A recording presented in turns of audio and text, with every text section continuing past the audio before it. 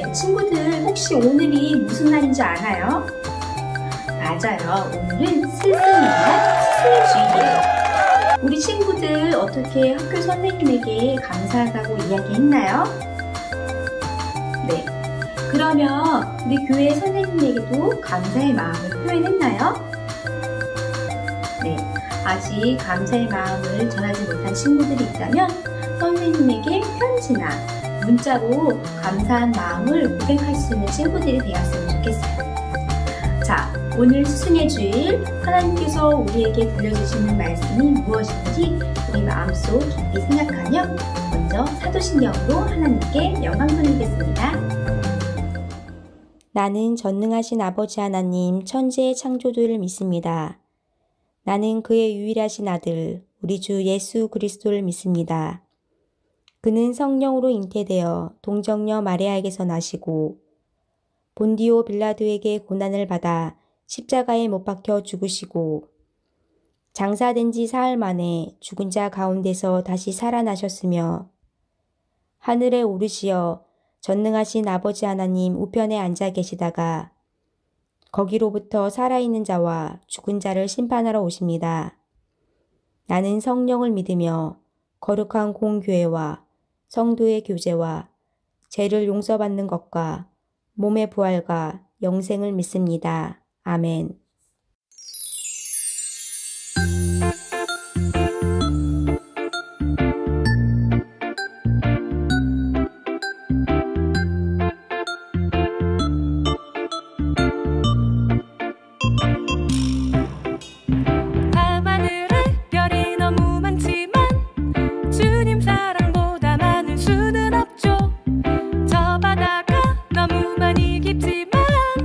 주님 은혜보다 깊을 수 없겠죠. Jesus, He loves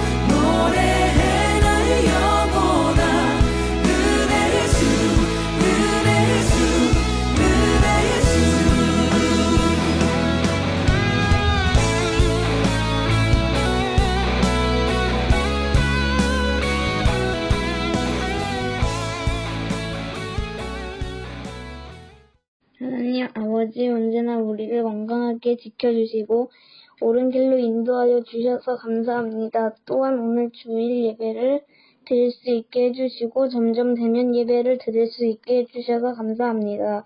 우리가 하나님께 받은 은혜에 비하면 적은 것을 헌금으로 드리지만 기쁘게 받아주시고 하나님의 영광을 위해 잘 쓰여지게 해주세요. 예수님의 이름으로 기도합니다. 아멘.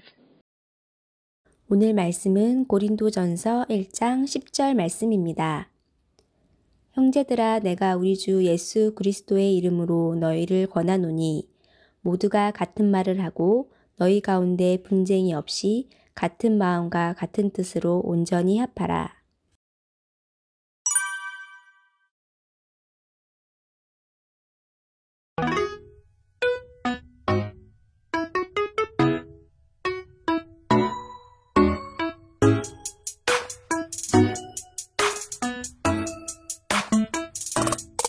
성령이 임하시면 너희가 권능을 받고 예루살렘과 온 유대와 사마리아와 땅끝까지 내 증인이 되리라. 사도행전 1장 8절 말씀. 아멘.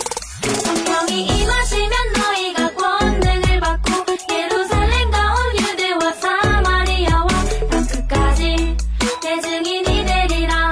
사도행전 1장 8절 말씀. 아멘. 성령이 임하시면 너희가 권능을 받고 예루살렘과 온 유대와 사마리아와 땅끝까지 내 증인이 되리라. 사도행전 1장 8절 말씀. 아멘. 성령이 임하시면 너희가 권능을 받고 예루살렘과 온 유대와 사마리아와 땅끝까지 내 증인이 되리라. 사도행전 1장 8절 말씀. 아멘. 성령이 임하시면 너희가 권능을 받고 예루살렘과 온 유대와 사마리아와 땅끝까지 내 증인이 되리라. 사도행전 1장 8절 말씀. 아멘.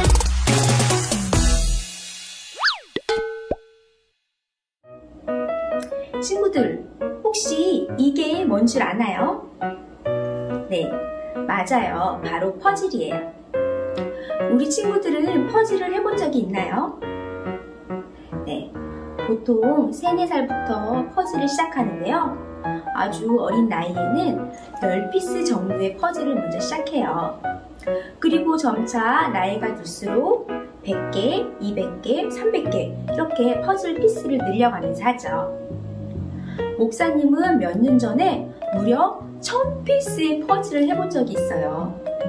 목사님이 하고 싶어서 한 것은 아니었고 아이들이 하다가 포기한 그 퍼즐을 밤새 완성하느라 눈은 막 빨개지고 목은 막 뻐근하고 이렇게 힘들었던 기억이 있어요. 10개, 9개, 8개, 3개, 2개, 그리고 드디어 하나. 마지막 1000번째 조각을 넣어 퍼즐을 드디어 완성했어요. 퍼즐을 완성하고 난 뒤에 그 뿌듯함은 이루 말할 수가 없었어요. 이렇게 퍼즐은 여러 개의 다른 모양이 모여 하나가 되었어요. 그렇다면 원래는 하나였는데 여러 개의 모양으로 나뉜 것은 무엇이 있을까요? 피자라고요? 비눗방울이라고요? 네, 맞아요. 오늘 말씀에도 보니 원래는 하나의 공동체였는데 여러 가지 다른 모습으로 바뀐 사건이 나와요. 그 말씀이 무엇인지 오늘 말씀 속으로 들어가 볼게요. 지난주 말씀은 바울이 갈라디아 교회에 편지를 쓴 이야기였어요. 베드로는 하나님이 이방인을 유대인처럼 받아들이셨다는 사실을 잘 알고 있었어요. 그런데 베드로가 어느 날 이방인 성도들과 함께 식사를 하고 있었어요. 그런데 식사를 한참 하던 베드로가 어떻게 했지요? 유대인 성도들이 들어오자 갑자기 식사를 멈추고는 자기가 안 먹은 마냥 그 자리를 떠난 거예요. 베드로의 이 모습은 이방인도 율법을 지켜야 구원받는다고 주장하는 유대인과 같은 행동이었어요. 바울은 베드로의 이러한 행동이 잘못되었다고 말해주었어요. 율법을 지키는 것으로 구원받을 수 없고 오직 예수님만이 우리를 구원하신다는 점을 깨닫게 해주었어요. 바울은 이러한 내용을 담은 편지를 갈라디아 교회 성도들에게 보냈지요. 그 편지가 바로 갈라디아서예요. 자, 이러한 사건이 있은 후 바울이 또 하나의 편지를 썼어요. 그 편지는 바로 고린도 교회에 보내는 편지였어요. 자, 고린도 교회에 무슨 일이라도 일어난 걸까요? 바울이 왜 또 편지를 썼을까요? 오늘 그 편지의 내용을 살펴볼게요. 고린도 지역은 아주 무시무시한 도시였어요. 온갖 나쁜 행동들로 소문난 도시였죠. 바울은 악행이 가득한 이 도시에 교회가 필요하다고 생각했어요. 그래서 그곳에 교회를 세우고 1년 6개월간 머물렀지요. 그 후 바울은 이제 또 다른 지역에도 교회를 세우기 위해 전도 여행을 떠났어요. 바울의 전도 여행이 이어진 지 이제 6년이 지났을 때였어요. 어느 날 바울은 내전에 세워진 고린도 교회에 대한 소식을 전해 듣게 되었어요. 무슨 소식일까요? 네, 고린도 교회 성도들이 서로 편을 가르며 다투고 있다는 거예요. 우리 친구들도 혹시 학교에서 네 편, 내 편, 편을 가르며 싸운 적이 있나요? 네, 우리가 네 편, 내 편, 편을 가르고 하나 되지 못하는 것처럼 고린도 교회 성도들도 편을 가르고 나누기 시작했어요.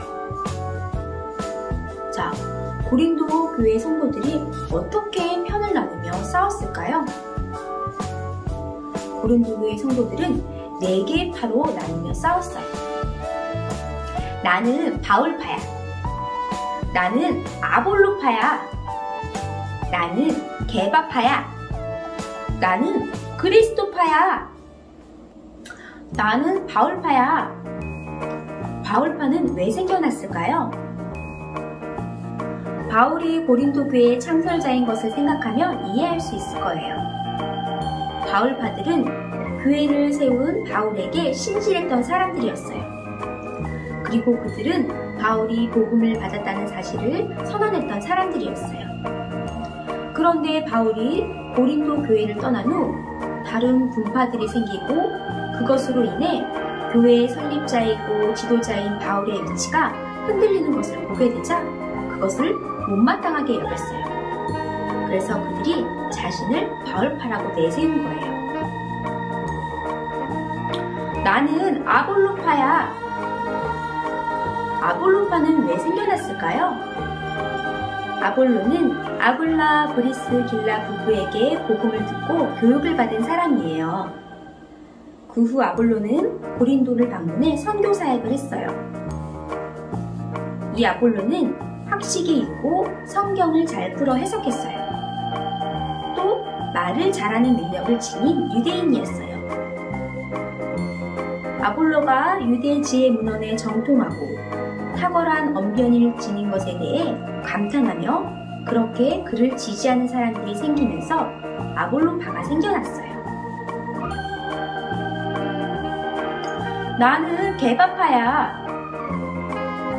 게바파는 왜 생겨났을까요? 게바는 바로 베드로를 말해요. 베드로는 예수님의 첫 번째 제자로서 그리고 교회의 수장으로서 사람들에게 존경을 받고 있었어요. 베드로의 선교 사역을 통해 변화된 유대인들이 고린도에 모이게 되면서 게바파가 생겨나게 되었어요. 이들은 유대 그리스도인 중심으로 이루어진 사람들로 바울보다는 게바가 교회에 우선적인 권위가 있어야 한다고 주장했어요. 나는 그리스도파야. 그리스도파는 왜 생겨나게 됐을까요? 그리스도에게 속했다는 것은 좋은 것이 아닐까요? 그런데 사실 그리스도파란 다른 세 분파들이 각자 인간적인 지도자를 강조하는 것을 보고 그 문제점을 드러내기 위하여 그리스도를 내세워 주장한 것이었어요. 또 그들은 자신들의 권위를 드러내기 위해 그리스도를 내세우며 남들보다 자신들이 더 영적으로 보이기 위해 그리스도파라고 주장한 거예요. 이렇게 바울파, 아볼로파, 게바파, 그리스도파로 고린도 교회가 나눠지기 시작했어요. 나뉘어진 고린도 교회를 볼 때 우리 친구들은 어떤 마음이 드나요? 편을 가리지 말고 하나가 되세요 라고 말하고 싶지 않나요? 네, 바울도 그런 마음을 가지고 있었어요. 고린도 교회가 하나 되지 못하는 것에 심각한 위협을 느낀 바울은 이 문제를 해결하기 위해 편지를 보내기로 했어요. 바울은 고린도 교회가 십자가의 말씀을 바르게 깨닫지 못하고 있어 이런 싸움이 일어났다고 생각했어요. 고린도 교회 사람들은 실제로 선생, 사도들이 하는 말의 지혜에 대해서는 아주 높게 평가했지만 십자가의 말씀에 대해서는 낮게 평가했어요. 편지를 통해 바울은 고린도 교회 성도들에게 네 편, 내 편 편을 가르며 분열되어서는 안 된다고 말했어요. 예수님 안에서 모두가 한 가족임을 알고 예수님을 믿는 믿음으로 서로 하나가 되어야 한다고 말했어요. 그리스도인은 복음으로 하나가 되어 모두가 사이좋게 지내며 사랑해야 해요. 예수님이 우리 모두를 위해 십자가에서 죽으셨고 우리가 그 예수님의 이름으로 세례를 받아 그리스도인이 되었으니 우리는 십자가 복음으로 하나가 되어야 해요. 친구들, 혹시 줄다리기를 해본 적이 있나요? 어떻게 하면 줄다리기를 잘할 수 있을까요? 힘이 세면 줄다리기를 잘할 수 있을까요? 네, 물론 힘도 필요하지만 힘만 세다고 줄다리기를 잘할 수 있는 것은 아니에요. 키가 작고 크고 힘이 약하고 세고 덩치가 작고 크고 서로 다른 사람들이 모여있지만 우리가 이것만 잘하면 줄다리기를 잘할 수 있어요. 그것은 바로 영차 영차 하면서 한 구령에 맞춰 한 마음으로 한 동작을 하면 줄다리기를 승리로 이끌 수가 있어요. 그런데 만약 서로 다른 의견을 내세우면서 어떤 사람은 누우면서 당기고 어떤 사람은 엎드리면서 당기고 어떤 사람은 영할 때 당기고 어떤 사람은 차할 때 당기고 이렇게 하나로 마음을 합하지 못한다면 이 줄다리기를 패배하고 말 거예요. 고린도 교회 사람들의 관심은 누가 교회의 지도자가 되느냐 하는 거였어요. 그래서 어떤 사람은 바울, 어떤 사람은 아볼로, 어떤 사람은 베드로, 어떤 사람은 그리스도를 따른다고 하며 서로 나누며 하나 되지 못했어요. 그러나 우리 모두는 예수님을 믿는 믿음으로 하나 되어야 해요. 우리가 서로 다른 생각을 가지고 다른 모양으로 살아가지만 우리는 예수님 안에서 모두가 한 가족이에요. 하나님 형상대로 창조된 우리는 서로가 형제 자매예요.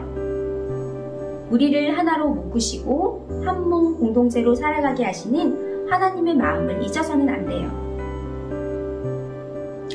하나님은 우리가 예수님 안에서 서로 하나 되어 함께 살아가길 원하세요. 미움, 다툼, 욕심으로 가득 찬 모습이 아니라 예수님 안에서 서로 사랑하며 이해하고 양보하고 용서하여 하나된 모습이 되기를 원하세요.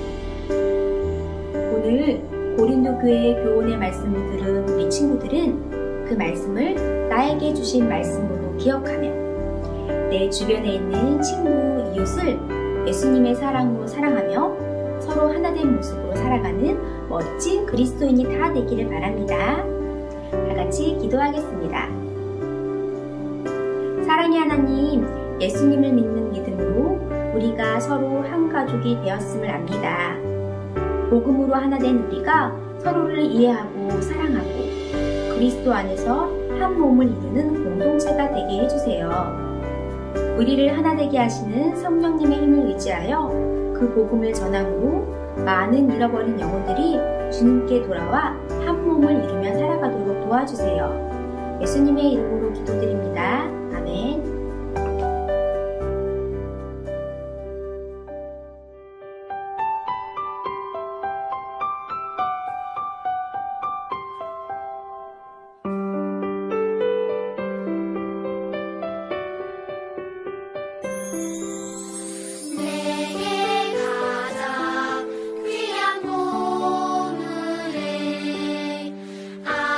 아낌없이 기쁘게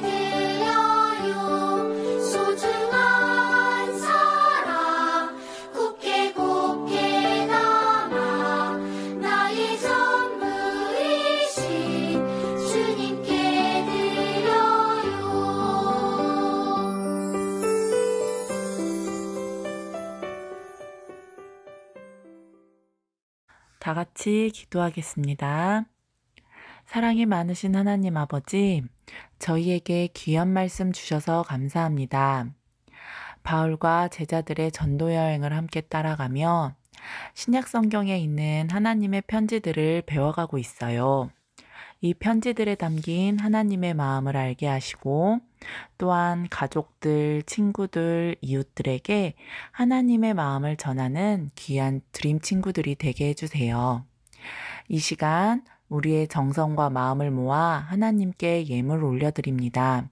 저희가 드린 예물이 주님의 사랑과 관심이 필요한 귀한 곳에 쓰이길 소원하며 한 주간 우리 친구들이 건강하고 거룩하게 지낼 수 있도록 성령님 저희의 몸과 마음과 생각을 지켜주세요. 이 모든 말씀 예수님 이름으로 기도드렸습니다. 아멘. 하늘에 계신 우리 아버지, 아버지의 이름을 거룩하게 하시며 아버지의 나라가 오게 하시며 아버지의 뜻이 하늘에서와 같이 땅에서도 이루어지게 하소서.